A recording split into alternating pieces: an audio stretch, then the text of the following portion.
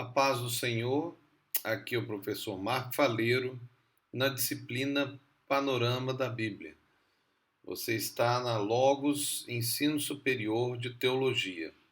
Esta AVA é a terceira parte da aula dupla 7, aula 13 e 14. Também a terceira parte da aula 13. Nós estamos a falar sobre o período do cativeiro, que vai do fim do reinado ou do reino de Israel, considerando aí, no caso, o final do reinado de Judá, porque Israel havia sido dividido em dois reinos, o reino do norte e o reino do sul, e o reino de Judá foi conquistado pelo Império Babilônico. E então o rei Joaquim foi o último da família de Josias, que era o rei também lá em Judá, até o seu descendente, nascido já no cativeiro, que foi Zorobabel. Esse período do cativeiro está entre os 7 períodos que nós temos estudado, os períodos bíblicos. Sempre lembrando que nós consideramos os períodos bíblicos históricos pela revelação ou pela história da Bíblia.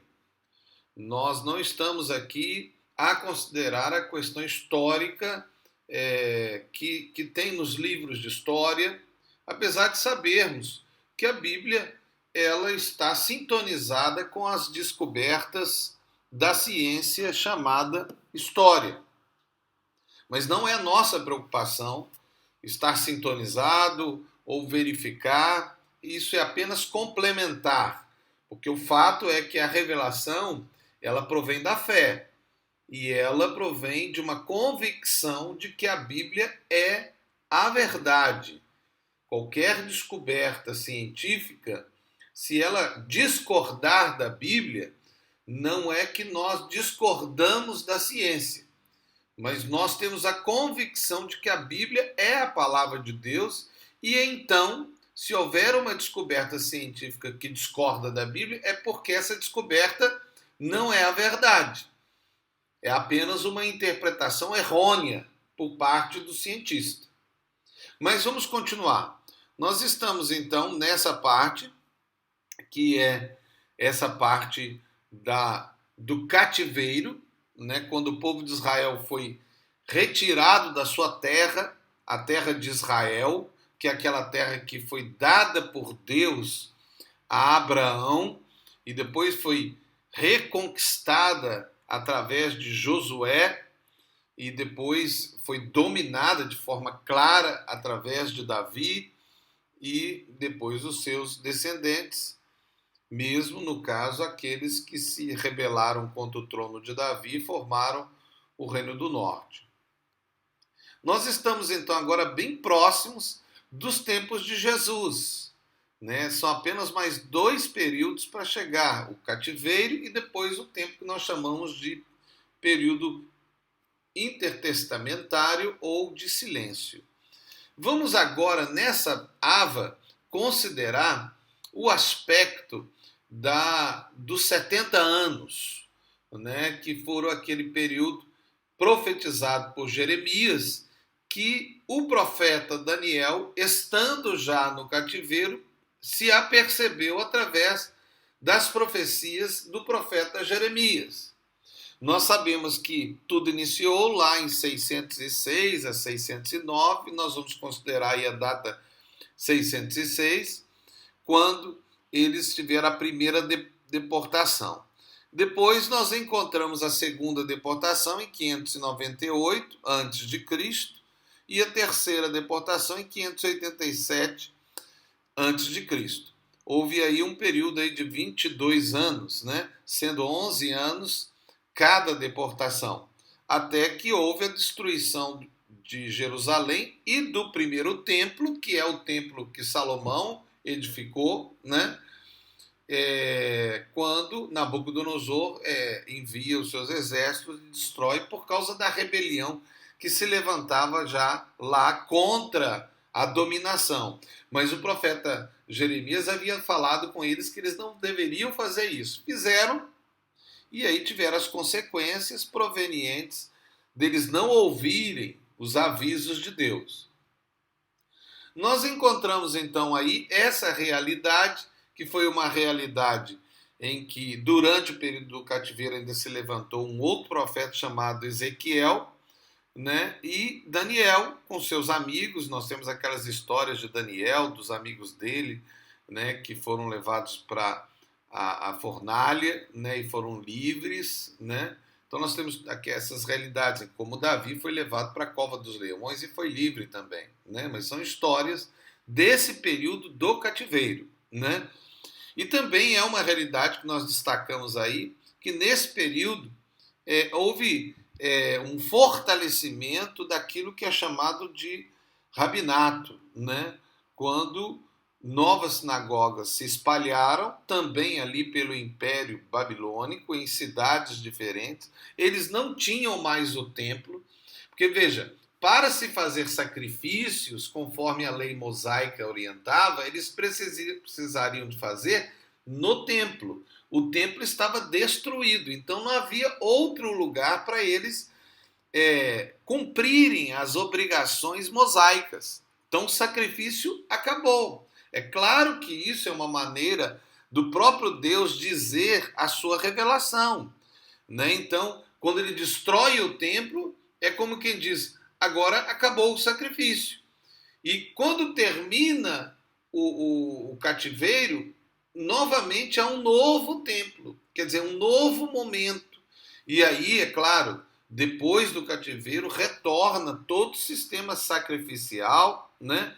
Mas é nesse segundo templo, que foi o templo depois do cativeiro, né? Que foi reconstruído no tempo de Esdras, Neemias, né? E Zorobabel, é que nós encontramos o templo aonde Jesus Cristo veio.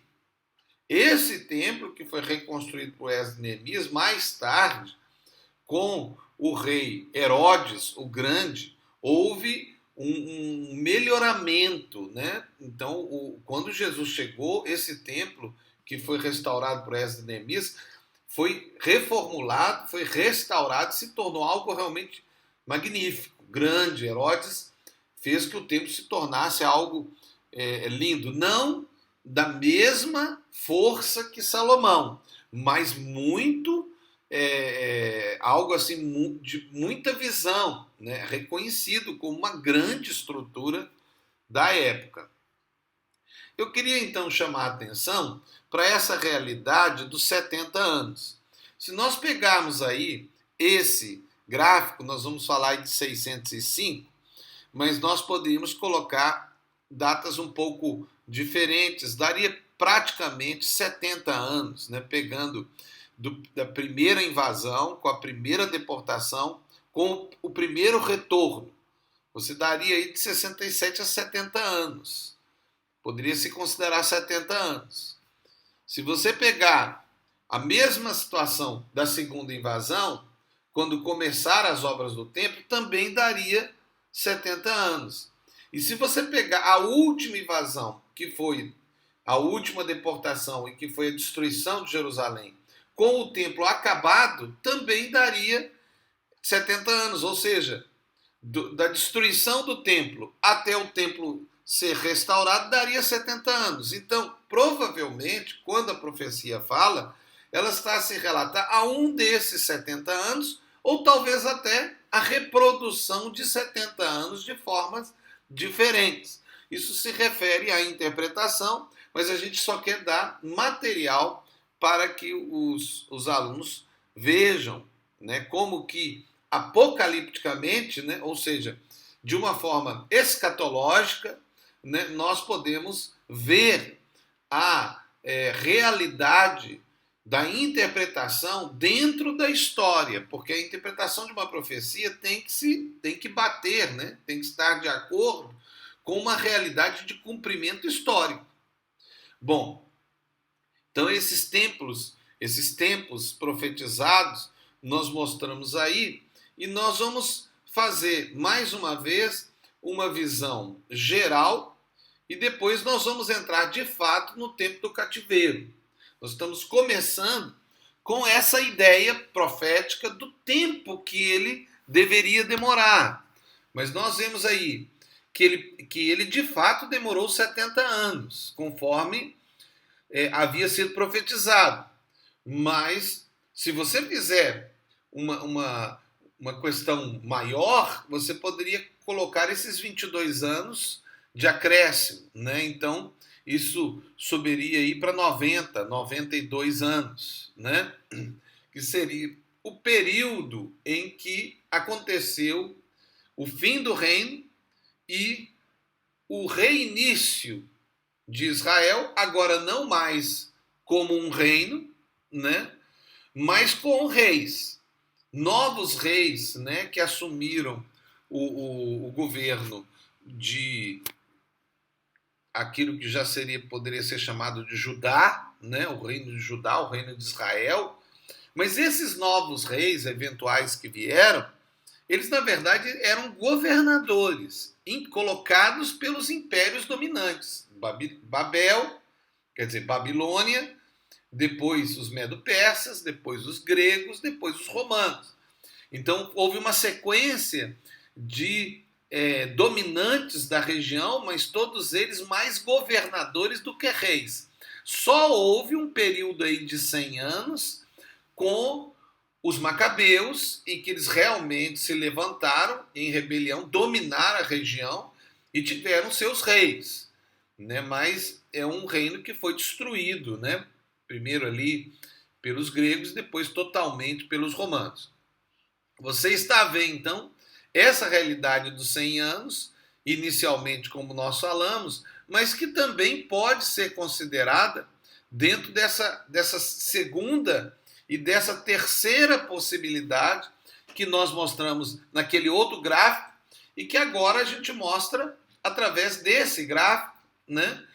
E é interessante também observar que nós vemos períodos que